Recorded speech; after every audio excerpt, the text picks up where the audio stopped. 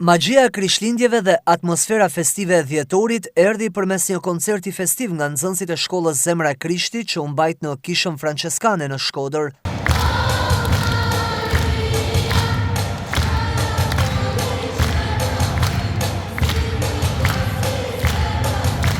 Nxënësit sollën interpretime muzikore, recitime dhe pjesë artistike me tematik festive, përmes të cilave përcollën mesazhe dashurie, paqeje dhe solidariteti. Programi u prit me emocion nga të pranishmit, ndërsa organizatorët vlerësuan rëndësinë e të tilla aktiviteteve në edukimin artistik dhe shpirtëror që në moshë të vogël.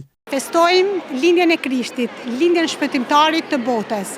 Ka feja krishterë shpall me lindjen e Krishtit dhe dashurinë për njerëzimin, dashurinë për gjithë secilit prej nesh, dhe dashurinë e pafund, e pakursyeshme të Zotit për njeriun.